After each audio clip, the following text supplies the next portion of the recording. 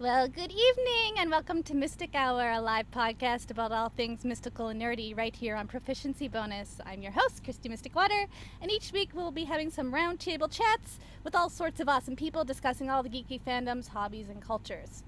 But before we get in, par tradition here at Proficiency Bonus, we want to do some shout-outs to some awesome people. First off, our awesome sponsor, Dice Bard. They're a Vancouver-based company that sells all sorts of awesome dice and D&D products. They have cool adventure set of dice. They also have a Rainbow Pride set of dice that actually will donate to the charity Rainbow Railroad with each set sold. And if you enter the code PROBO, P-R-O-B-O, you will get free expedited shipping. So yay, go do that. I'll be posting that in the Twitch chat for you guys to get a hold of that. So go check them out. That's dicebard.com. with promo code PROBO. Also, want to give a big thanks to our sponsor, Streamlabs. They offer amazing tools for streaming with all sorts of alerts and applications. We've been using them on Proficiency Bonus since the beginning, and I use them on my own personal Twitch channel. Their widgets are easy and fun to use, so you should definitely go check them out. They're pretty awesome. Thank you, Streamlabs. Thank you, Dicebard. Tonight we'll be talking to some awesome ladies of the J-pop fandom. They're here with me to discuss the company Johnny's Entertainment. And if you are confused and have no idea what that is, don't worry. We'll do a brief introduction on what exactly we're going to be talking about, because I'm sure it could be a little bit obscure for some. But without further ado, I'm going to take you guys over. There they are. You guys are on stream. Say hi. Hi. Hi! So tonight we have Nyel, Lambie, and Yuki with me tonight. Thanks for joining me, ladies. First, let's start with Nyel. Do a little introduction about yourself, who you are, where you're from, and let's do, who's your favorite Johnnies? Who's your favorite boy?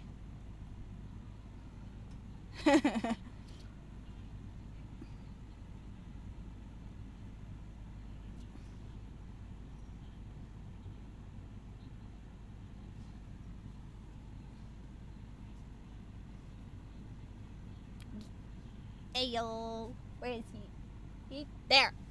That's right there, right there, right there. And next we have Lambie.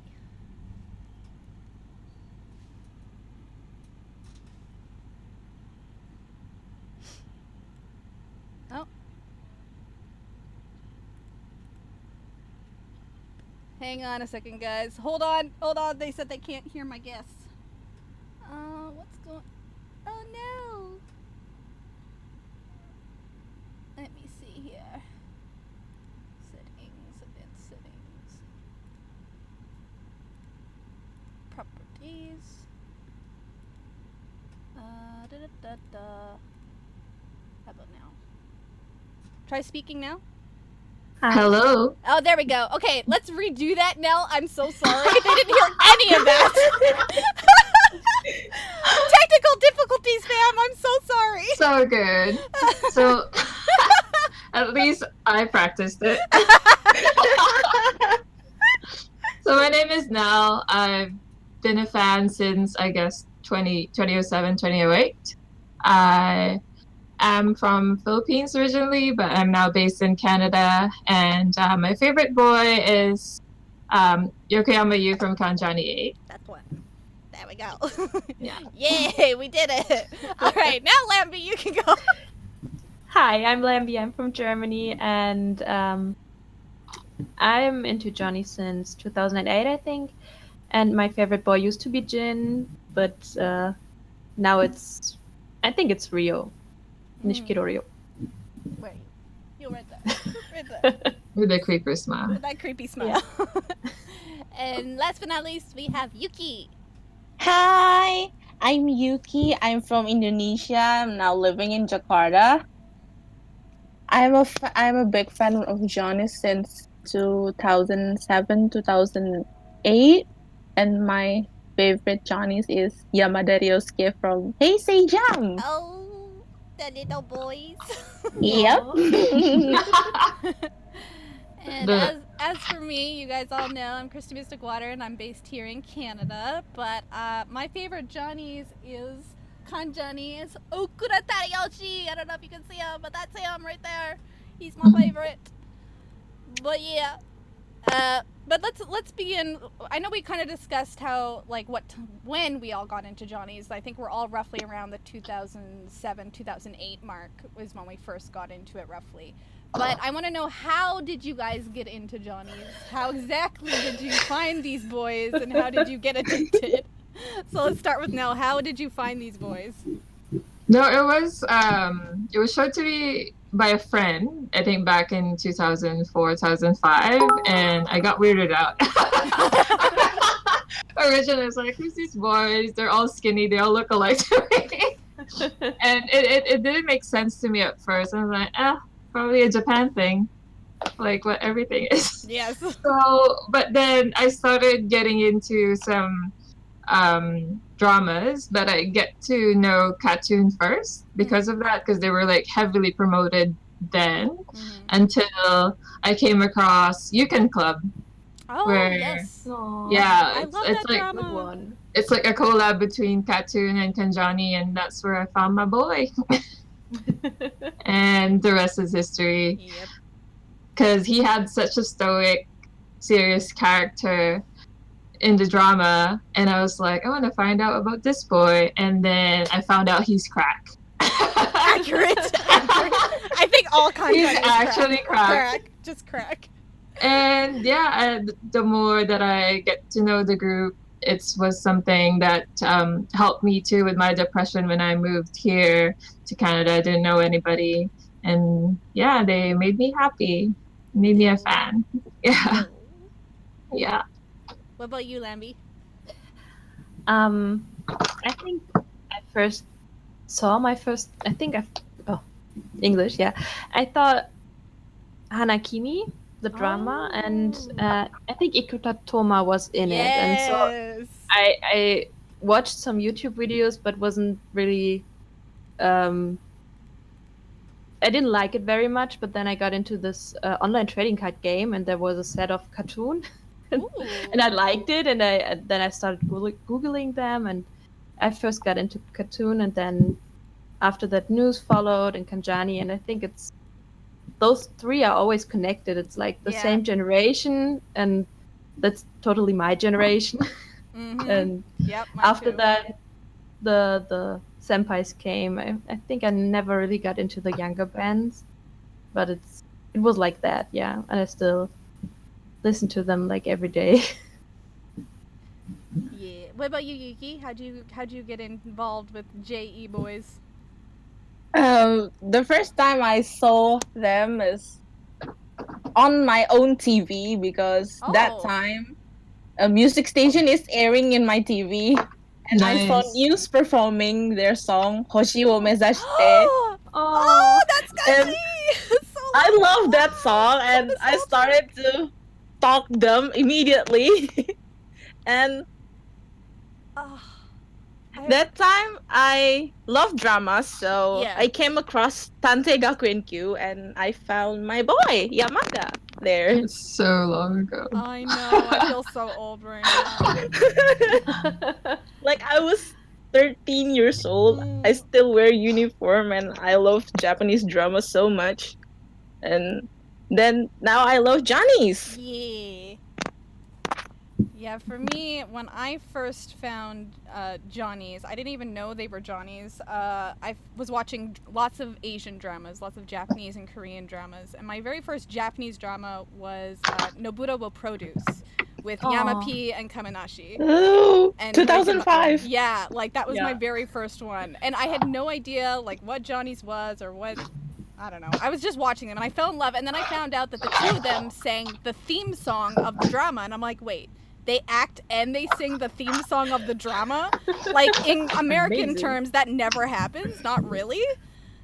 Especially, like, to be, like, the main face, like, the main characters singing the theme song of the drama. So I was like, wait a minute, what is this blasphemy? What is happening here? So I ended up looking them up and found, I was more interested in Yamapi, so I found News first. And then that led me to the whole that is Shonen Club. Oh. And then in Shonen Club, I found out that News as a group, back then they were 9 members. This is complicated, but back then they were 9 members. And then I found out they shared a member with Kanjani. which is Uchi Hiroki. And I found out they ended up sharing one member between two groups, and I was like, this is insane, this is crazy. Two members. Yeah, two members, Nishikido and Uchi. So I was hooked from basically from then. And that was, I started watching that in 2006, 2007. But yeah, the rest was history from there. I just went into the hole that is Shonen Club and all the variety shows of Johnny's. But before we get too much into that, because I realize we might be talking nonsense to some of our viewers, what is Johnny's what is Johnny's Entertainment?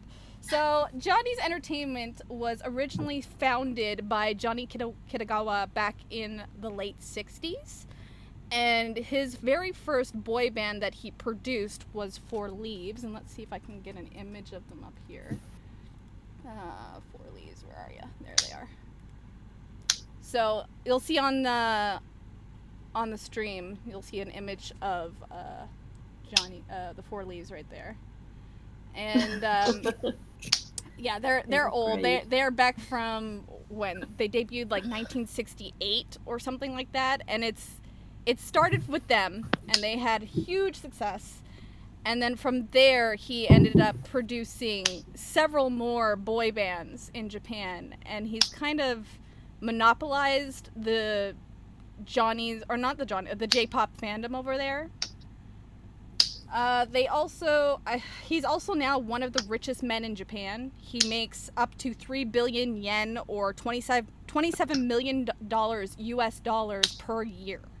$27 million per year is what he's making, roughly, especially during like the peak of their popularity.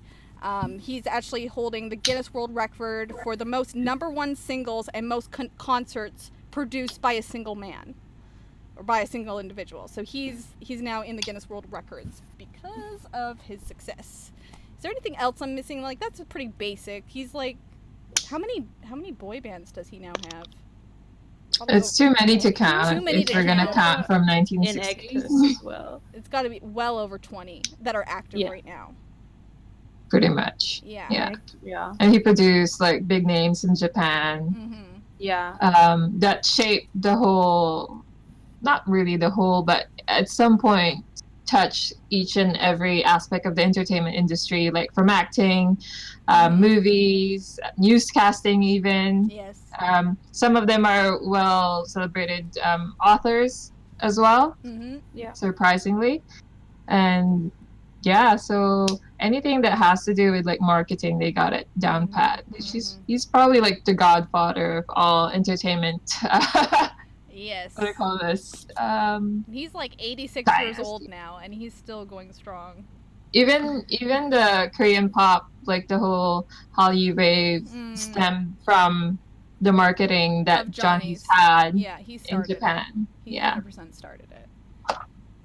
Like with Koreans, they have like several different companies for boy bands and girl bands, but in Japan, it's mostly he monopolizes just him. it. He's monopolized the economy and the entertainment business over there.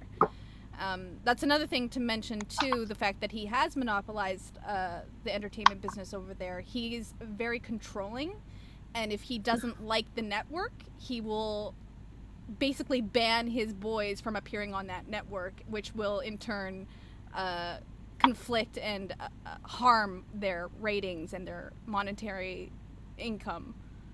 Just because if they do something that he doesn't like, he can just say, well, then you're just not getting my boys and you're not making money off of me. And he does this in such like meticulous fashion that he's now basically monopolized the industry over there.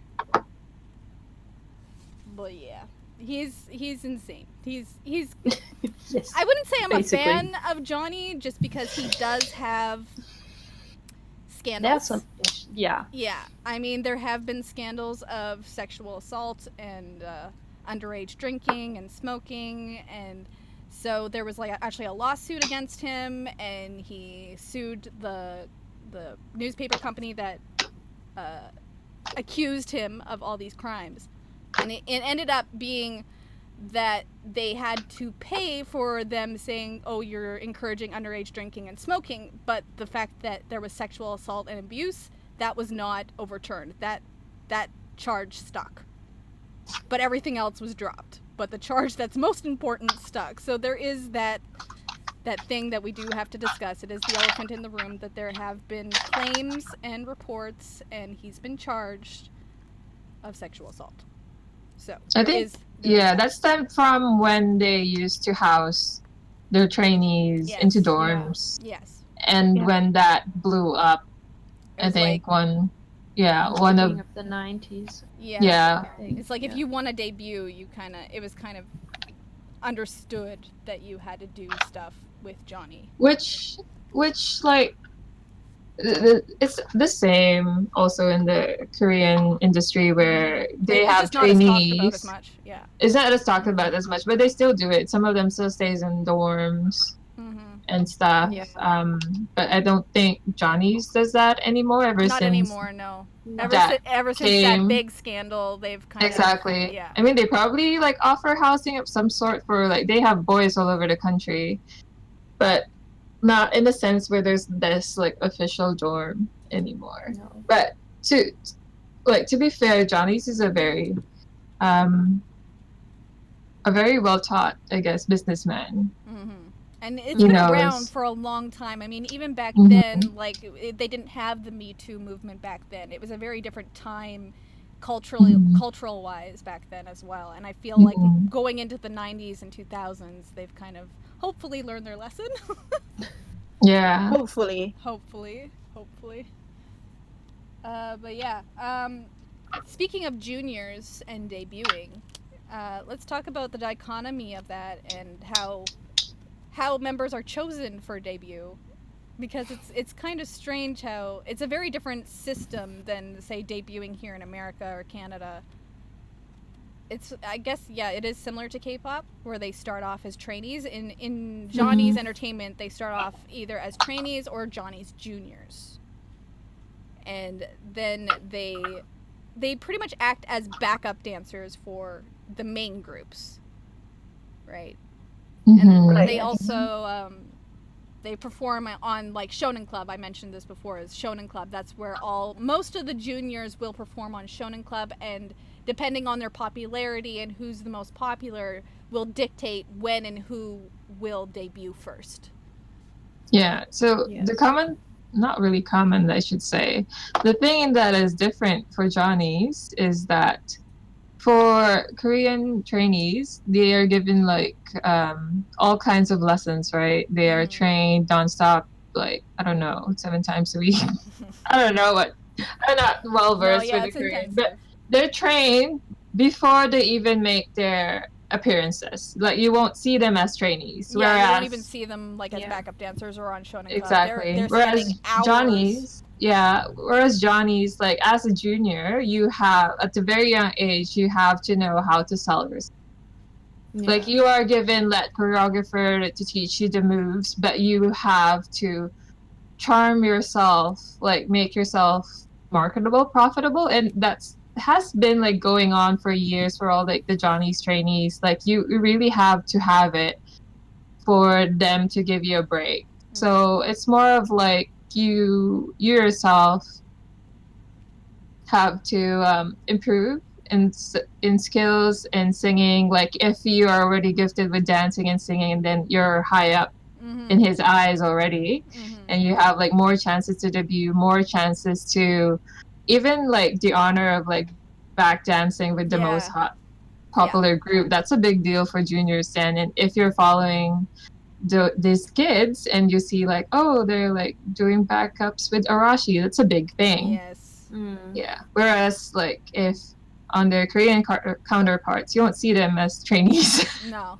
They're like stowed away until they're like perfectly polished and can actually sing and dance. Yeah. Right. And if you watch a documentary about Johnny's, the choreographer said that if the junior cannot follow the choreographer, they basically will kick them out. You won't be perform anything. Yep. So these kids are like what, age 10-ish or so? They have to be younger than that. I mean, look at Yeah. How old were they? He was like 7 or 6 when they start. Like, they start really young, right? Yeah. But not So- 7 or 6. So I at the think- very Yeah, young 10. age, they condition these kids to actually like deliver, improve yourself. You need Yeah. to think of like creative stuff to market yourself. And that's what for all of the groups that you see right now, they do their own production, they do the planning, they do the sequences of their concerts, their album ideas and stuff.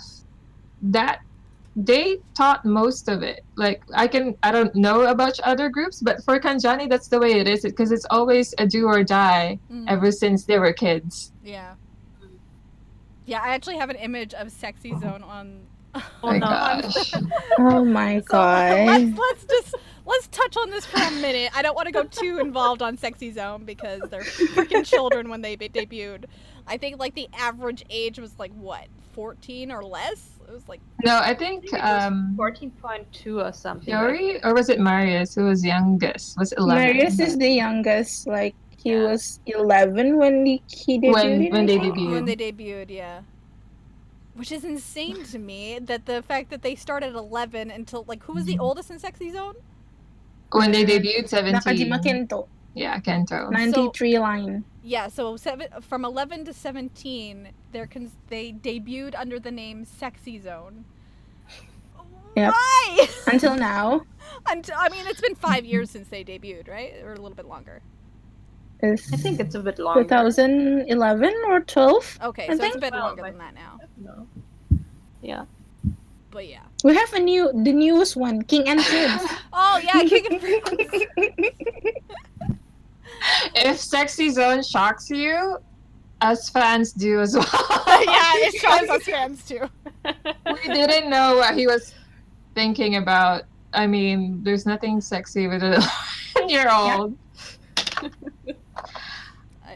Yeah, when I first heard, I mean, Heisei Jump and Heisei 7 was one thing. Like, it was a full spectrum. There was like 10 of them, and it like but they didn't market it as them being sexy. It was just them being No, Heisei Jump is being like it's their generation, the Right. Heisei era. Yeah, it made sense. It's like a play of words. It was a play on words of the Heisei era and Heisei Jump, Heisei 7. But then Sexy Zone came around, and I'm like, Johnny, what are you doing? You're not helping your like case about. You're sexual just assault. fostering on that. You're just making it worse. Why? I didn't actually know how. I guess for them it sounded cool because like language difference. I don't know. You see those like odd, yeah, that odd T-shirts in Japan that you see. That's like hilarious here. And now they're 24. Yeah. I mean, they're legal The now. name's like- now Still they're attached to legal. But when they came out, everybody's like, Jailbait. Just no. just like run away. Run away, run away. And Yeah, I don't know. Actually, that's true. You were saying about like the play on words about Sexy Zone, like also Kinky Kids. Like the name Kinky Kids. Let's see if I can find an image of Kinky Kids. Let's see. These kids has senpais or like generations ahead of them Mhm. who are named Kinky Kids, and it's a duo. And it's nothing like the name because they came from a place called Kinky. Yeah. And they were kids Yes. then. Yes. I don't know how old they were, but they were kids. So it made sense to call them Kinky Kids. It rolls off the tongue well. But at the same time, if you came from a foreign country, not in Japan, and seeing who are they? Yeah. Because like Kinky is like an area in Japan in the Kansai area, right? Yes, Yeah. Kansai area. They're Yeah. Greater Kansai. Kansai area. So, but like going into it, not knowing anything about Johnny's, and you're learning about all these different groups, and the first time I heard Kinky Kids, I'm just like, this can't be real. This. And you would think because Johnny Kitagawa, like he knows English, right? Yeah, he actually Yeah. like stayed Yep. or like, grew up in He grew Europe, up in was it? America. Study in the States. Yeah. Yeah. It just makes It's me question. probably his dark humor back then. It has to be. It has to be. It Like, has can't to be. He can't be that oblivious. I mean, It has to be. like the Japanese people will not get the reference. They'll think, Will yeah, not kinky get is it. a reference of Japan. But for the international fans, they hear kinky and it's kids. They're like, the kids should not be kinky. Not helping your case, Johnny. Yeah. Yeah. I guess that's why some charges are not dropped. Maybe. That's probably a very good point. But But to be like, honest, I no, think yeah, too. Go ahead. Yeah, he go ahead, never sorry. really, he never really thought much about the international fans, so he just went for it. No, Yeah, they're especially totally back oblivious then, of it. they didn't Before. really consider the fact that they would be going international. And I mean, how many Yeah. years were they were against going on any sort of social media or any sort of platform like YouTube or like Twitter or Instagram? They kept their boys very well guarded in terms of that. Like they wouldn't let, like, I feel like they just blocked themselves from the international community, but the fact that there was LiveJournal back then, we found them anyway. Right? So true. I mean, you weren't even allowed to take pictures with them. No, when no you selfies, nothing. Not even autographs. Yeah, like they no weren't allowed autographs. to sign anything. Mm-hmm. Like if you ran into them in the street and you wanted an autograph or a picture, they would usually have even if they didn't have bodyguards, they would always tell you no because it's against their contract. Yeah. But now, going into 2018, for the first time ever, they now have a YouTube channel, which is insane to me. They're now allowing the international fans to get a hold of it. I think it's also a marketing strategy because, like, for years and years and years, so we're talking about, like, what, 30 years at the very least? Mm-hmm. Johnny's has manipulated all kinds of media of his boys, meaning if they're not, you won't see them as much in magazines. They control like heavily, but like for news and stuff, or even like publications, you cannot just use their image, the boys' image, because the image themselves are copyrighted. You wouldn't see them streaming because they are still like property. Yeah, like they still like physical copies of their music.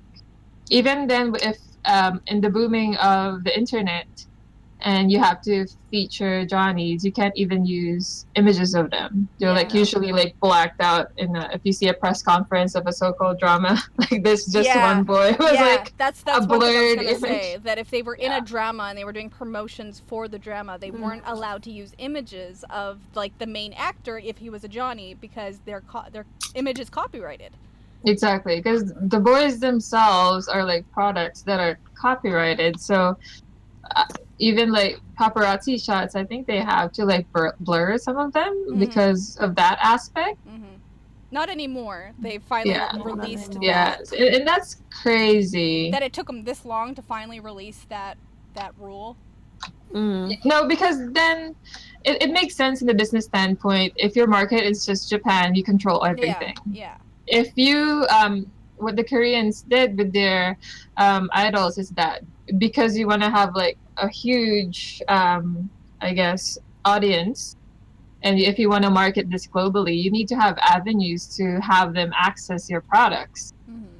Whereas for Johnny's, they've been so traditional for the longest time because it had worked in their favor for so many years until they've seen like the benefits of it on the Korean community. That they just started. They're slow, but just because their process has been working for so many years. Yeah, why? If it's not broken, don't change it. Yeah. Because now we have them in like Netflix. Like we now see Johnny's in Netflix shows. We see them on YouTube. Yep. Yeah, they open now online. Yep. Yeah. So another like monetary business plan of Johnny's is the fan clubs. Oh yeah. Oh yeah. So which you pay monthly. Yes. And in turn you get like exclusive stuff from your favorite boys. You also get lotteries for concerts and tickets and like TV shows that they're on.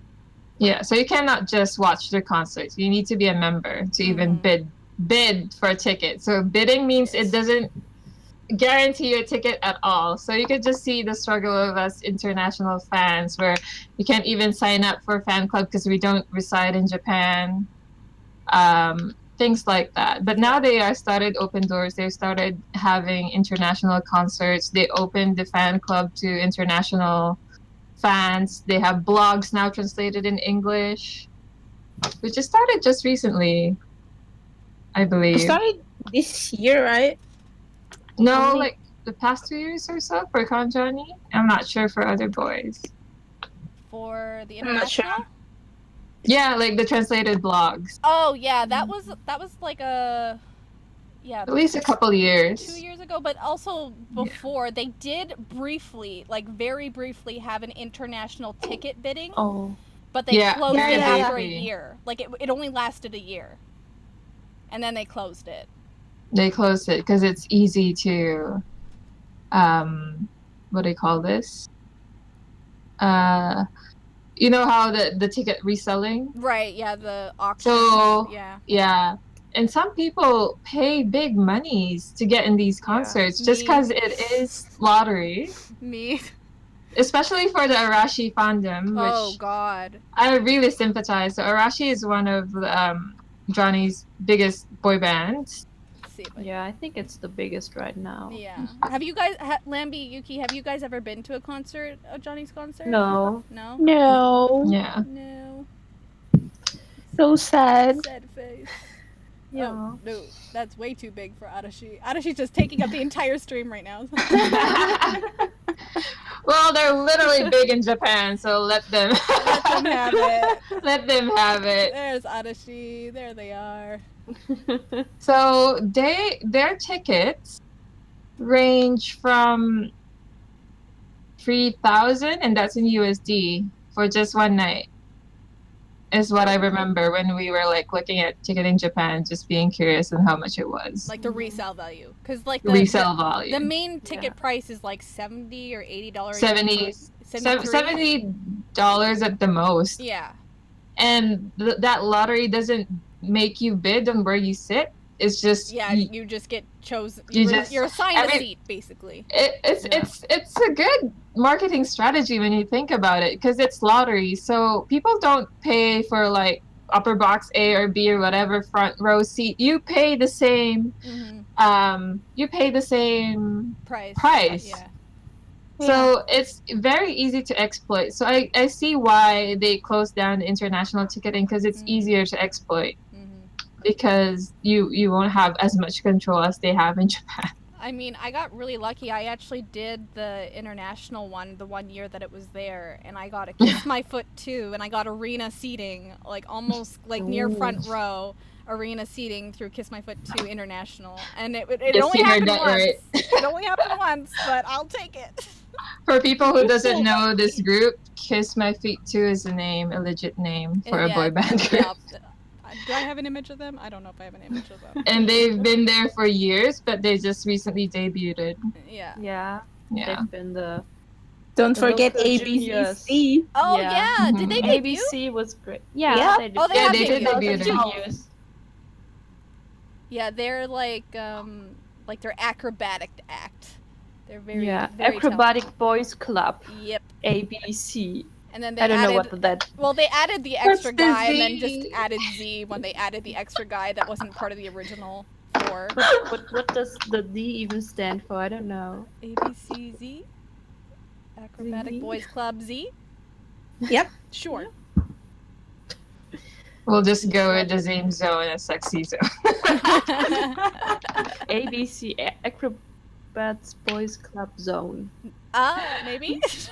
I don't know. We're just It making works. shit up now. It works. What else? Let's talk about Kanjani and news and just the general happenings of when these boy bands lose members. Oh, Yeah. I think, yeah. Go ahead. I was thinking, New started it. Mm-hmm. New started it. Pioneered it. New started it. Kanjani followed, and Yep. Katoon had to join in. Yep, they all took turns. I mean, Recently, technically, Tokyo also. Well, they did share a member. yeah. Well, technically, I think SMAP did start it, but back Yeah. then, Yeah. They weren't that big. they weren't that big. Also, Mary, who is Johnny's sister, who's freaking psycho. I will just say that. I don't care if she sees this. You're psycho. She pretty much marketed it once the one guy left to go be a NASCAR driver. He pretty much gave up being a singer and decided to go be a race car driver. But after that happened, she marketed it to make it seem like he was never part of the group in the first place. Yeah. So most people don't even know that they had an extra member. They used to, yeah. But they used to. So There used to be 6. Yeah, there used to be 6, and now there's 5. Let me pull them up. I mean, they've since disbanded because of Mary and bullshit. We'll get into that in a minute. But with Kanjani and News, well, let's start with News, because News was the more... That's Smap on the screen, guys, if you guys are curious. News started with 10 members when they debuted. And the first member to leave News... Was it 9? No, they started with 10 because the first member With to 10? leave... Yeah, the first person to leave was Taka from Taka. 1OK. From 1OK. One The OK vocalist of 1OK Rock. But they were 9 with Taka, I think. No, they were 10. Yes? There were 10. There was 10. Yeah. Oh, I can't. Yeah, it's I know, it's a lot. There's so many. Like, some of these groups, they go up to like 10, 11 people in the group. So, yeah, it can be confusing on who's who and who's where. But yeah, they started as 10, but Taka left only 3 months after the debut. Yeah. So that's why most people think New started as 9, because Taka really didn't stay that long. He ended up leaving. Let's see, I'll show you guys a picture of 1OK Rock. There they are. So the guy in the middle doing the peace sign, that's Taka, and he was actually one of the main vocalists of News, but he left 3 months after debut. And again, that was also something that was swept under the rug. No one really mentioned it or brought it up. Like, it was kind of a thing that just happened, and they're like, whatever. It was only 3 months. It was not that big of a deal. It was very, very early on into their career. And then... He was and then following that, they lost Uchi. Who? Yes. This boy, I swear to God, this boy.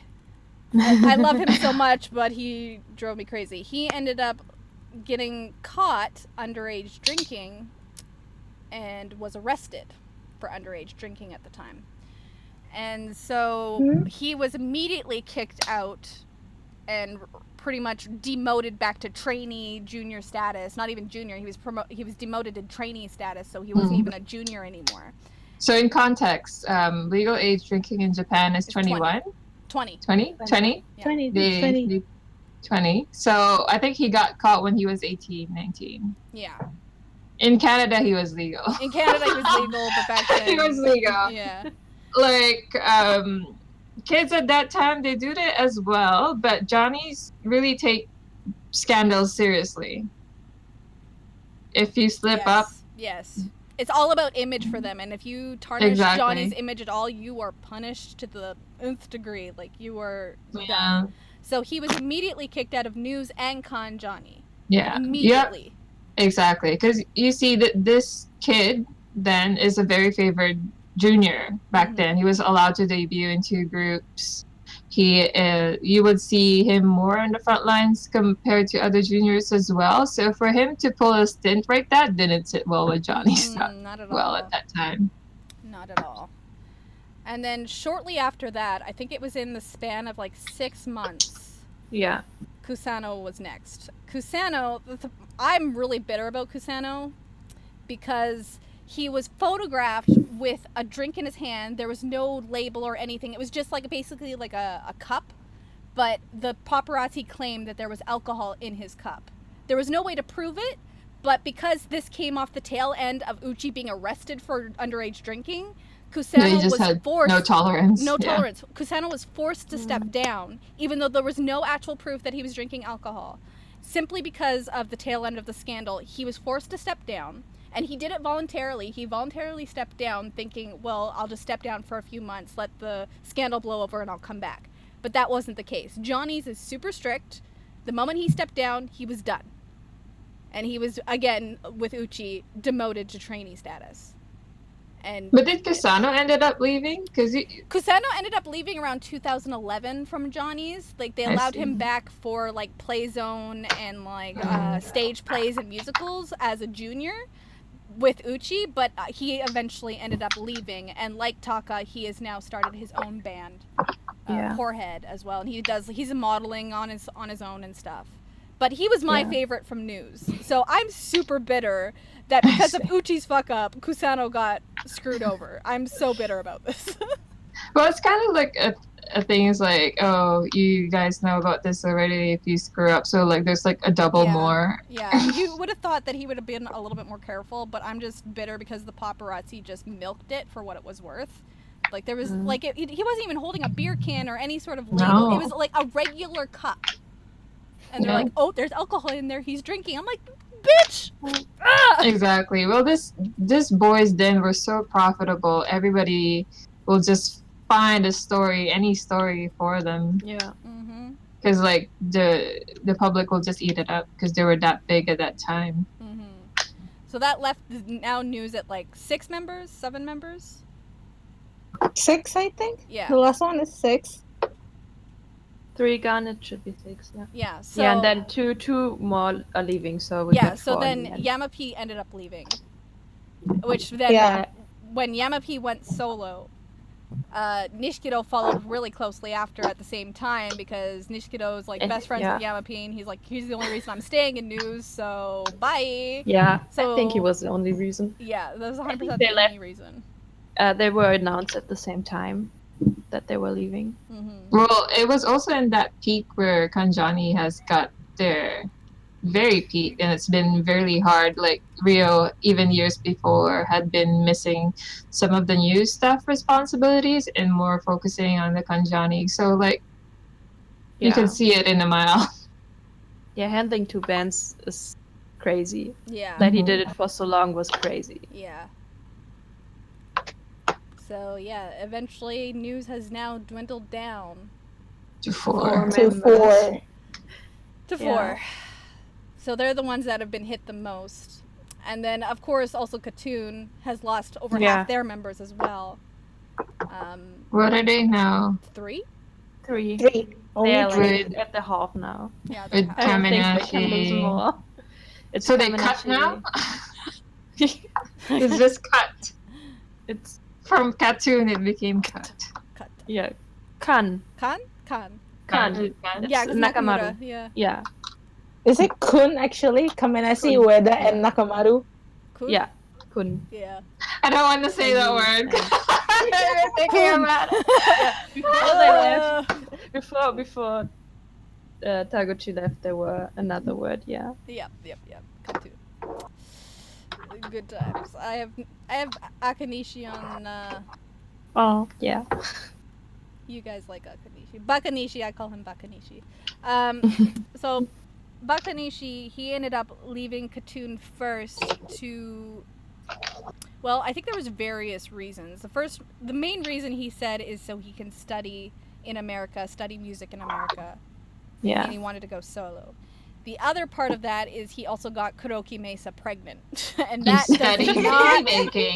does not go over well. I mean, he got her pregnant like 4 months after he left Katoon, so it doesn't align that good. Yeah, no, it didn't look good at all. They were because Johnny's has let's be honest about it. He has some favorite juniors. Yes. I guess. Yeah, he was very favored. Yeah. You can see some of the members are favored, and some of them can get away with stuff. And if for some reason irk them, then it's like an all or nothing kind of thing. With the case of Akanishi, he was given so many chances. He left Katoon to study. I think twice. He did it more like twice at the very least. Once. In 2006, like right after they debuted. Yeah. He left for 6 months. And then he came back in April and then came back. 2007. And it's pretty rare because like Katoon was very, very big then. They were very marketable. Yeah. They're in all kinds of ads, all kinds of movies, dramas. And to I guess like they pretty much like let them do their own thing. They were doing good, yeah. They were doing They well. were. But Jin was always his favorite, so yeah, he was always the fave for everybody. He could do whatever he wanted to do. I mean, even like with Uchi and Kusano, they were involved in stuff, and that's why they had to leave the groups. Oh, we lost Lambie. We lost Lambie. We lost Lambie. Hello. Hello. Hello. There you go. Do you hear us? Maybe. This always happens. We'll wait for her to come back. But I guess the next part. Are you back, Lambie? I'm here. I don't know if you can hear me. I can hear you now. Yeah, we can hear you now. I can hear you now. Oh, perfect. What were you saying? I was saying that Jin was the first one to leave on his own will, basically, because the other ones were more scandals and kicked out. Yeah, scandals involved, and he was just like, yeah, I don't want to do it anymore. I want to go solo. Speaking of not wanting to do it anymore, let's talk about Subaru and Kanjani 8. I don't want to talk about that. No one wants to talk about this. I don't want to talk This is so about sad. this. Okay. I still haven't accepted the fact in my heart. Me neither. Me neither. It's a very emotionally charged conversation. Yes. So the thing that's interesting to me about Subaru leaving is he's actually one of the only Johnnies that has ever gotten a press conference that has allowed him to leave on good terms. Yes, that's true. He's and accompanied by his members. And he was accompanied at the press conference with his members. Just because Kanjani is such a close-knit family, like they're 100% family. And the fact that they did the press conference together to say goodbye to him, like for Johnnies, this is unheard of. Yes. Usually you leave on your own and it's like you're pretty much the black sheep if you leave, or it's a scandal and you're kicked out and shunned. This one, he 100% left of his own volition because he felt like he was too old and he wanted to study music, much like Akanishi, but he did it in a much more cleaner way than Akanishi ever could. Yes. Cleaner way. Much cleaner way, because Akanishi didn't even tell Khatoon he was leaving. Subaru discussed it with Kanjani for months before. Before they even went live with this information. And, like, it gave Kanjani a chance to try and change his mind. But no matter what they did, Subaru was like, no, this is what I need to do. I need to leave. And they've been together for over 15 years. Like, probably even longer, because they've been together since their junior days. Yeah, like 20 Or another family. Yeah, at least 20 years. Yeah, they all joined around that time, and they were together, I was saying. Subaru is the red one on the screen, and that is Kanjani 8th Ranger on the screen right now. It's like a pun on Power Rangers, Super Sentai, but 8th Ranger, because they're amazing and they're crack. Pretty much. They are crack. Don't cry, guys. Don't cry. Trust me, I cried for a week. I legit cried for a week. Me I was too. so depressed. I cried for the whole day. Yeah. When the press conference. I couldn't even watch the press conference like until 2 weeks later. I still haven't seen it. I haven't seen it in its entirety either. I've seen clips. I've seen clips of Okura, but that's about it. I only seen Twitter. The last performances. I haven't even watched like their last performances or their last. I haven't watched shows. it either. Like I have it downloaded. I can't. I just can't. No, thank you. I mean, when Rio is tearing up, you know, shit is fucked up. You know shit's real when Rio is showing emotion. Like, the yellow guy on the screen never shows emotion. He's Mr. Coldface, Mr. Poison Tongue. He's so cool and so manly. So seeing him cry in the previews of the press conference, I'm just like, I no, stop. My heart. Oh, ow. It hurts so much. Yeah, what's great about Subaru's departure compared to other Johnny's departure is that it ended on a good note and with everybody wishing both the group and the members success in their future endeavors. And yeah, it's sad for sure, but everybody's hopeful on what's in store for both of them. I think it's on one hand because they are just like so close and you can see that, but on the other hand, I think we also have to take into account that they are now well over 30 and the other groups all lost members when they were in the early 20s, mid 20s, and just different. Exactly. that Like they they grew up. literally grew up together. These people have been together when they're 15, 16. They're now in their 37, 38. Yeah, they're old men now. They're old men now. Yes. So I could understand like Subaru's like, I don't know, midlife crisis. Yeah, it's 100% a midlife crisis. He's like, I'm too old. It's obviously a midlife crisis. Like being a Johnny's itself has many restrictions, and to live that for like 15 years is impressive. Mm-hmm. Yes. Like they have so many very stupid rules. I mean, the thing that you can get married. Yes. It's You not need to like have an official approval. rule. Yep. Yeah. And there's a And there's hierarchy of Hierarchy. like the senpais, can like the get older married groups first. are allowed to get married, and even then it takes them forever, and then the younger groups will eventually get there after like 20 years that'll be allowed to marry. And even then it's like you have to really push for you to get married. Yes. Yeah, because you're a product. You're a product. marketable image. Back in the day when what's his name? Smap. Even Smop's Kimitaku? Kimutaku. Yes. Right. He was like- went against it because he was the Yes. biggest boy But- then. Yeah, he was the biggest boy, but the result from that was that there were people, fans of him, that killed Suicide. themselves. Yeah, they committed Exactly. suicide when they found out he got married. That's another thing too.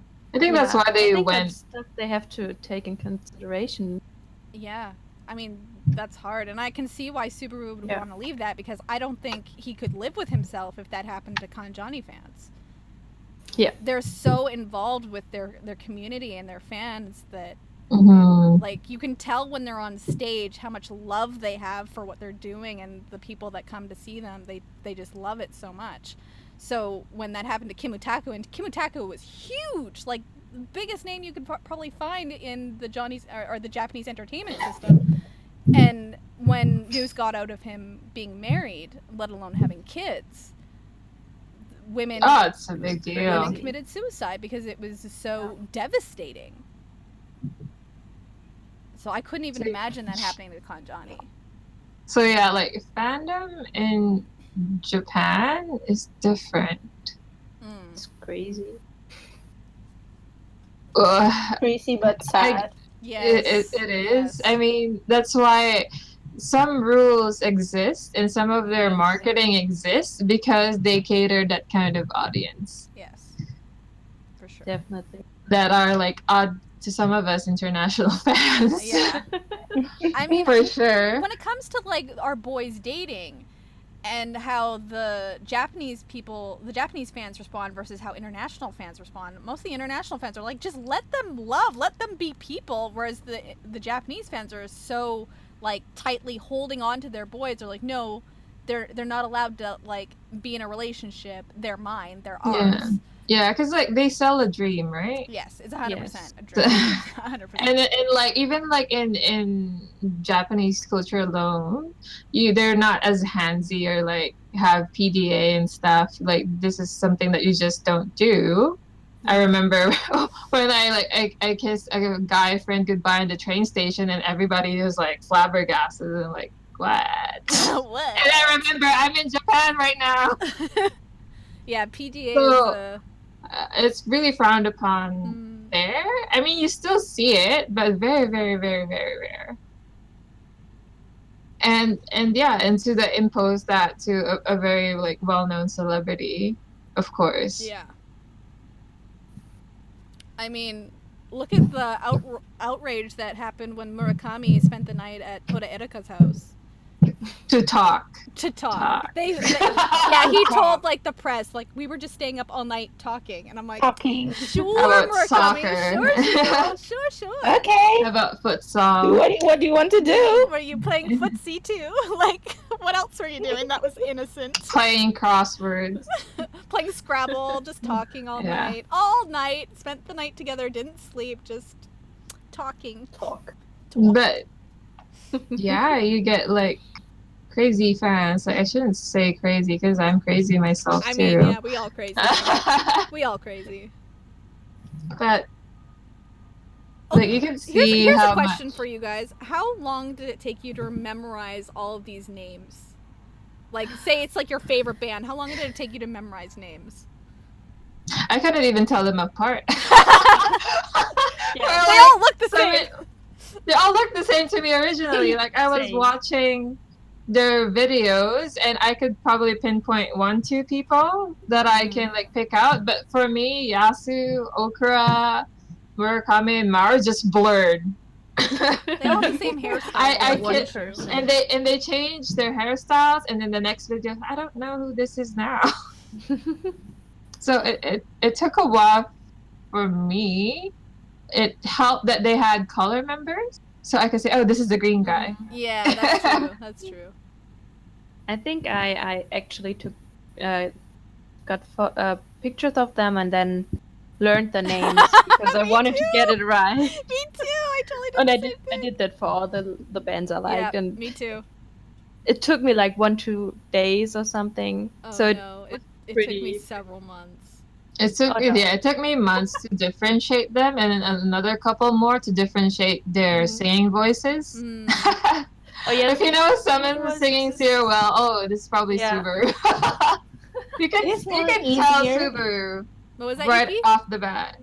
It's more easier to memorize kanjani because they have their colors. Yeah. But for the others, it Yeah. really took us a while to memorize them. Yeah, I agree. I with still that. don't know How Heisei what Jump about- members. I was just gonna say, I'm like, what about Heisei Jump? How long did that take you, Yuki? Oh, A few days. That's actually pretty good. That's actually not that bad. I don't think I know Heisei Jump's Because names. like I started watching them on Shonen Club, and I tried memorizing them on Shonen Club. Mm. That took me months. I'm like, how Okay. do I know who's who? They all will have the same hairstyle. They all Yeah, it's dance hard. the same way. It's hard in Shonen Club because Shonen Club everybody had the chance to like showcase themselves, and of course some of them has like, if you see Johnny's boys and you see most of their pictures together, most of them like 60% of them look alike. Mhm. They look like from a Yeah. cookie cutter with the same hairstyle, same facial feature. So it's harder to like differentiate them for Shonen Club. That's why it's a good avenue for people to debut because this is where you would see like which junior shines the most and has the most probability to be marketable Yeah. for sure because you can differentiate them from the rest. So it's a good strategy plan, Johnny. Yeah. Had to hand it to you. You just need a better naming strategy. Yeah. Please. I just like shudder at the thought. What about future like groups? What would he name them? Yeah, that makes me The nervous. junior names is also kind of weird. Mhm. How audacious can you get from that? I mean, you get a Kiss My Foot too, and a Sexy Zone, Kinky kids. and a Kinky Kinky Kids. kids. I mean, I know Kiss My Foot 2 made my mom laugh when she first heard that one. it still makes me laugh, no matter how cool they are right now. I guess I shouldn't say that about Kinky Kids because they're really well celebrated artists in And Japan. they're old. It's okay. They're allowed to be kinky now. They're not kids now, exactly. They're not married yet, right? Kinky No. kids. No, they're not. No. No, And they're And almost they're old. 40. Yeah, they're in their Yes. 40s. They're old. they're in their 40s now by now. For being a boy band, being 40 years old in a boy band is old. Like, I'm not saying people that are 40 years old are old, because I'm 30 and I feel old, but I know I'm not really old. But, like, But it's- for being yeah. a pop idol, being in your 30s to 40s or even 50s when you were It's smacked impressive. is very impressive. It's impressive that they're still marketable. They release anything and they'll be in the top Oricon chart still. Yeah. They ju- have a very I just put up an image of Kanjani dressed as women. yeah. Oh. Like, So these Kanjani. guys are close to their Johnny. 40s, just so you know. Yeah, these boys on screen. they're well over 30s, Yes. all of them. Even on that day and that time that they took that picture, they're in their The picture 30s. is only like 1-2 years ago, right? Yeah, it was like Yeah. 2 years ago. Kenny. Kian 2 years Kianjani. Ken Jenny. Candy, Candy, my candy, love. candy, my love. Yes, that's another thing to like mention is that Johnnies in general, they kind of like their costume choices. Oh, Oh my god. Let me see if I can I find have some to see- costume other than like All them the cross-dressing. sequins. do All you the remember the sequins. And the feathers. fashion show from Cartoon? I think it was on Cartoon to You, the 2007 tour. They were wearing this. The I can't even describe it. Very very big coats with lots of. Oh, I don't know what's it called in English. The sequins, Um, like the long. No, like what you put under a petticoat. No, what the petticoat is made of. Like, It's Mm. tulle? Yeah, Tulle? yeah. And it was big and like They're, very, so they're very like a big floof ball. yeah. I think that was the best. I think one of the most outrageous things that I've seen is Arashi's like see-through pants. See-through Oh. jacket and pants for their debut. And I'm like, what's the point? Really? so naked? Here, let's see if I can And find they that wear one. it again. Oh, I on found their it! I found concert. it! Hang on, I'm gonna put this on. I It's one of their legendary costumes. I found it. Let's see. There it is. This is not a joke, fam. What you're seeing on screen is really how they performed. Like the see-through is like basically a raincoat, but a suit. Like the see-through like umbrellas that you get. And this kid, they were like what, 16, 17 Yeah, they at were that really time? young at the time. And they wore it again for their concert Of course they did. Recently. for Arafest. It's gotta be for Right? the lulz. It has to be for the lulz. It has to be. And can Jenny also wear it once? Also, they- because they're yeah. cracked. That's another thing that Johnnies like to share outfits. They'll like pretty much reuse Yes. outfits that are really insane and crazy and sparkly sequins. It makes I no told you, sense. they're marketable. They're so marketable. They It have makes good no business sense. plan. They have recycling. They recycle so much on Sean Club as well, and I think It's like a rule for rite of Johnny's is- passage. you can only get a shirt once you debuted. So on Sean Club, you always have to just wear a jacket and bare breast. Yep. Very true. Let's see if I can find some Shonen Club images. Yeah, their outfit choices make me question everything. Yes. I mean, there were some good ones, but it's like Well, There's been a rare. few good ones. it attracted attention and they got it. I mean, yeah, true. True. Marketing strategy. I mean, look at Kanjani wearing their stupid Edo Ranger shit. Like, it makes no sense. They went in the Fundoshi at one point. Yes, I remember that. I was there live, and we're Oh god. the energy in that arena was just insane because nobody expected it for them to go like in a thong kind of like underwear. Was it? Not really. It's a traditional. Yeah, it's like a tradition, like the Matsuri traditional. What's the one? Exactly. Where they're And you holding can't like the you can't pantaloons or whatever the fuck. you can't go any more bare than that. They look in, like diapers, national basically. television. Like loincloth diapers. Yeah. Pretty much, they're loincloths. Wasn't it for the who's more manly contest? Yes. I think you're right on that one. Mhm. I'm not sure if they won. Can't remember. All right, guys. Well, it looks like we are hitting 6:30 now. Yuki, you stayed the whole time. Yeah, I did. You're gonna be You're late. gonna be late I'm gonna be late for work. Yay!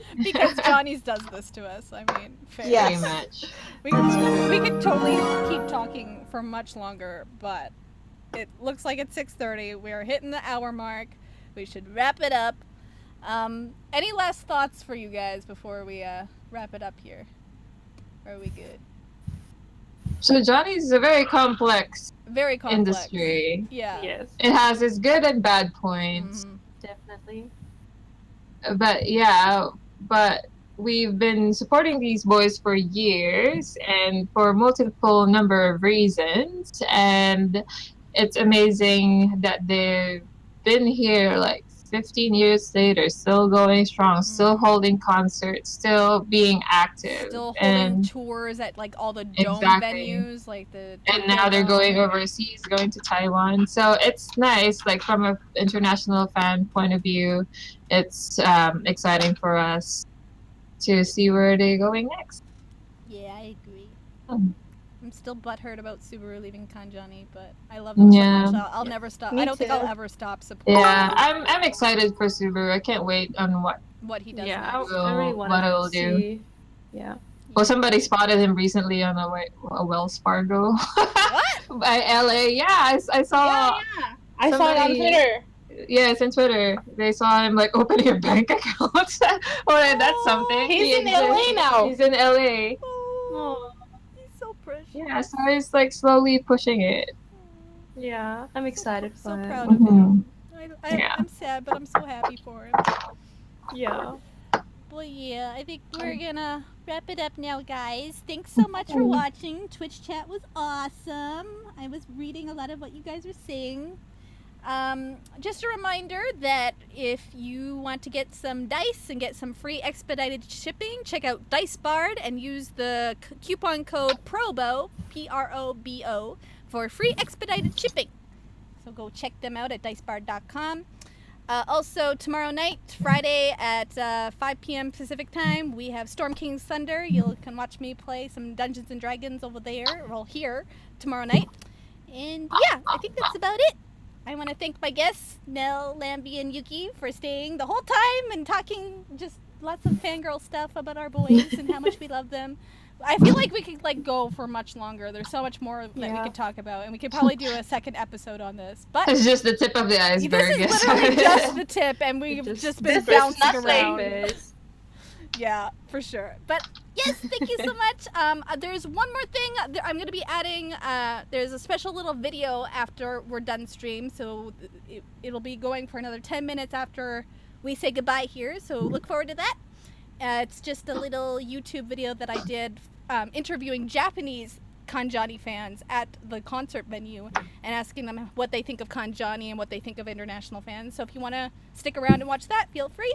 If not, thanks so much for watching, and I will see you guys not next week, because next week I'm at PAX West, but the following week in September, the first week of September, Mystic Hour will be back. Haven't exactly decided on a topic yet, but I will be posting that on Twitter, and I'm sure we'll be mentioning that on Storm King's Thunder, give you guys an update. But yeah, thanks so much. Also, one more thing. There's so many updates I keep forgetting. Mystic Hour now has a Patreon, so if you're interested in supporting this show and this channel, check out patreon.com/MysticHour. And you can come check us out, and if you support Mystic Hour, you can join our private Discord channel and talk to me and possibly be a guest on the show in the future. And yeah, that's it. Thanks, guys. Thank you. Thank Thank you. you. Bye. Bye bye. Bye. じゃあ最初の質問です。なんで関ジャニ好きですか？面白いから。でもやっぱりなんか私横山くんから入ったから、そこからでその人に憧れて、あこんなメンバーいるんだ、あ面白いみたいな。面白いから。だよね。まあ、とりあえずすごいメンバーが仲良くて、すごい微笑ましくてしかも可愛いしね。じゃあなんか関ジャニの皆さんはすごく音楽とか聴いてて、元気をもらえたりするし、バンドの時とダンスの時とかのそのギャップがすごくやばいのでもう大好きです。なるほど。週2くらいの時からずっと好きで、なんか面白くてずっと応援してます。なんで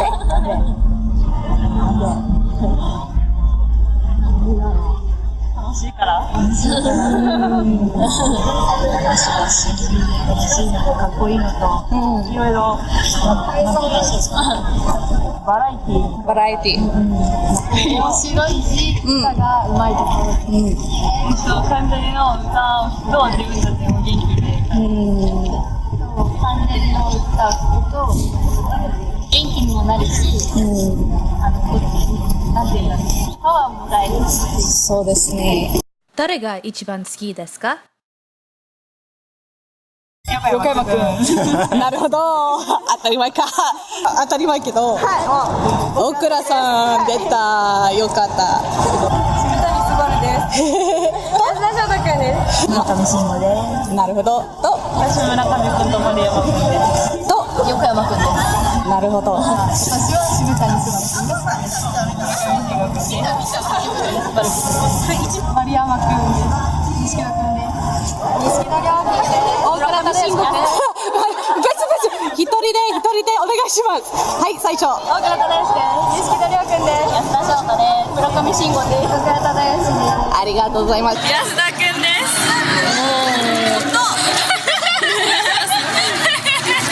村上信五くんです。いいね。それが一番。私も一番好き。いいね。怪人8のことどう思いますか？嬉しいです。とっても嬉しいです。世界シェアを目指しましょう。嬉しいです。他の国でも同じ趣味を持ってる人がいるっていうのはすごいいいというか、なんか感じですごいなって思います。なんかそこまで海外の人まで知られてるのって本当になんか影響力がすごいなって思います。かっこよくていいと思います。外国の枝がすごい好きです。ありがとうございます。とても素晴らしいと思います。ありがとうございます。いいと思います。なかなかいないんで、そういう方と触れ合えるのは本当に珍しい機会で、私たちにとってもかなり楽しいです。いいと思います。ありがとうございます。めっちゃいいと思う。嬉しい。ありがとうございます。もう全然、もうむしろなんか日本が好きでエイトが好きなのか、エイトが好きで日本が好きなのかっていうのはもう関係なくて、もう本当に受け入れます。全然もう来てください。ウェルカムです。いろんな関ジャニが日本だけじゃなくて世界の人たちに魅力が伝わってるって思うと日本人としても嬉しいし、彼らが世界に飛び立ってくれるのも嬉しいです。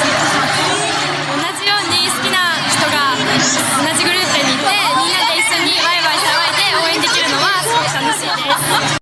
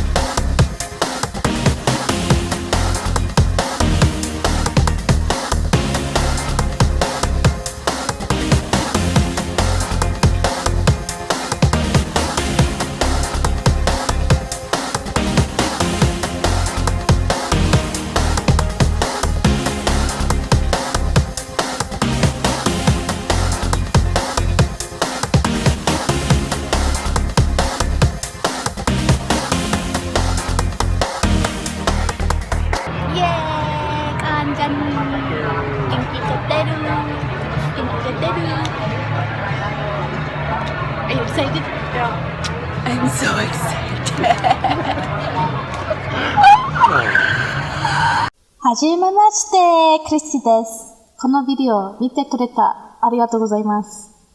なんで関ジャニ好きですか？ちょっと悲しいストーリーけど、関ジャニに超感謝、その気持ちある。2007年で私の猫死んじゃったの。その猫は私の初めてのペットだから、14歳ぐらいだった。その猫は、ちょっと赤ちゃんみたい、私には。ちょっと赤ちゃんみたい。あの時は、毎日悲しい。毎日寂しい。毎日泣いた。元気ないし、笑顔もできないし、笑ってもできない。全然できないもん。何でもできないよ。あの時。辛いよ。辛いだった。でも、あの時は、患者に見つけた。ちょっと奇跡みたい。急に、どんけど、急に笑った。私笑った、急に。面白いだから、関ジャニの漫才、めっちゃ面白い。急に気づかなかったけど、急に私の笑顔、戻る。笑って戻る。なんか、もっと、元気もらえそう。だから超感謝。関ジャニのおかげで、私笑ってできるもん、今日も。だから、面白いの関ジャニ一番好き。感謝します。ありがとうございます。誰が一番好きですか？当たり前けど、オクラ一番。まあ、みんな大好きけど、オクラ一番。エイトのことどう思いますか？嬉しい。超嬉しい。超楽しかった。本当にありがとうございました。インタビューの人も、別々の人も、ありがとうございます。感謝します。エイトも感謝します。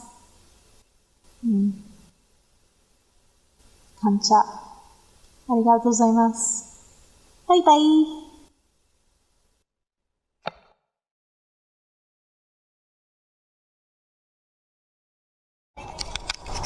関ジャニ東京ドーム行きました。元気が出るライブ。に置くね。I think we had a successful interview. What do you think? I didn't do anything. Well, you didn't do anything, but what do you think about all the Ader and... Nice. Yeah? Creative. Right? What do you think of all the cosplayers? A little crazy. A little crazy? The cows are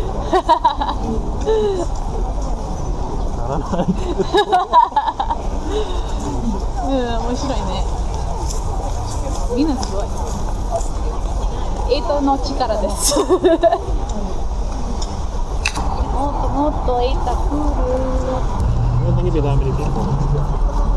It's Tokyo Dome. Thousands upon thousands of Aether. Crazy. It's gonna be so crazy tomorrow. I'm so excited. 大成功かな？どう？